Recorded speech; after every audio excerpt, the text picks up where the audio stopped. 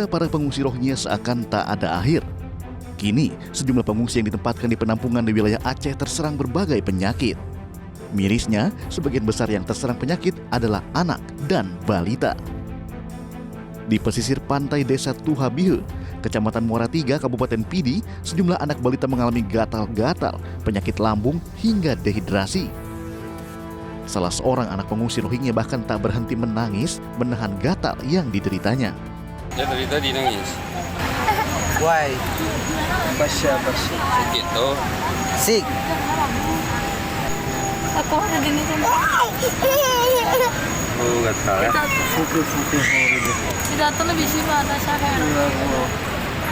Mahamobil. Batas tanda lagi. Berada di tengah hutan dengan kondisi penampungan yang kurang layak, membuat petugas memeriksa kesehatan para pengungsi tanpa penerangan. Ada bato? Hah? Ada bato? Ada. Apa muntah juga? Pengungsi Rohingya lainnya yang berada di penampungan sementara gedung bekas imigrasi Desa Uleblang Mane, Kecamatan Blang Mangat, Kota Lok Sumawe juga mulai terserang penyakit. Sejumlah balita dalam kondisi lemah, mengalami demam panas dan muntah-muntah. Hanif, tim kesehatan penanganan pengungsi Rohingya menyebut pengungsi rentan terserang penyakit lantaran kelelahan dan kekurangan asupan makanan selama terombang-ambing di lautan. Kalau yang tadi barusan diare. Diare ya? Ini karena kita bilang karena kurang bersih makanannya selama ini. Biasanya kalau ada lama di kapal, sebenarnya ada hipertensi. Hipertensi ya? Mereka banyak minum laut. Kondisi pengungsi Rohingya yang berada di pesisir pantai Desa Tuhabihe, Kecamatan Muara Tiga, Kabupaten Pidi, tak kalah memprihatinkan. Para pengungsi Rohingya ini sebelumnya sempat diusir warga dan dibawa ke gedung DPRK Pidi.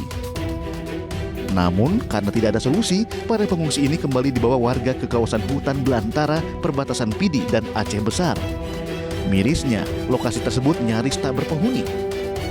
Para pengungsi Rohingya yang didominasi anak-anak dan wanita ini juga terpaksa tidur tanpa alas di alam terbuka.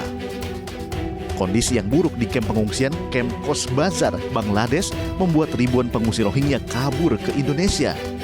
Kan pergerakan mereka bukan dari Myanmar, tapi yang dari Cox's Bazar-nya. Nah, situasi Cox's Bazar mungkin yang menjadi pertanyaan. Nah, ini yang boleh sama-sama dicari tahu sendiri bahwa sebenarnya memang kondisi Cox's Bazar yang sekarang sangat memprihatinkan. Itu yang mendorong mereka untuk kemari.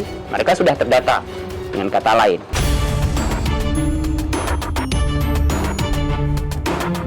Salah satu pengungsi Rohingya, Imam Hussein, membeberkan kondisi mereka selama di kamp penampungan Bangladesh yang penuh dengan ketakutan serta ancaman dibunuh.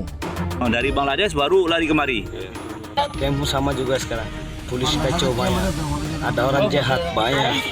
Keluar tangkap. Ada orang minta uang tak perlu uang dia lihat.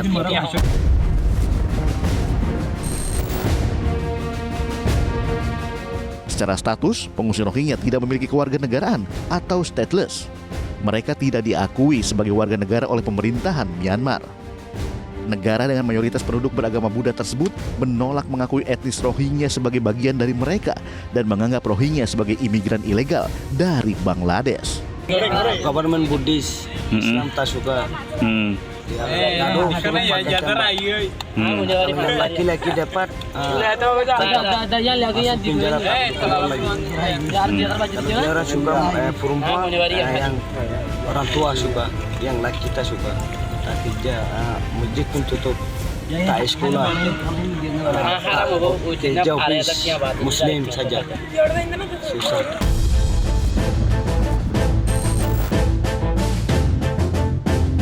Mengalami konflik sosial serta diskriminasi etnis dan agama yang berkepanjangan menjadikan etnis Rohingya terpaksa melarikan diri keluar Myanmar ke sejumlah negara untuk menyelamatkan diri.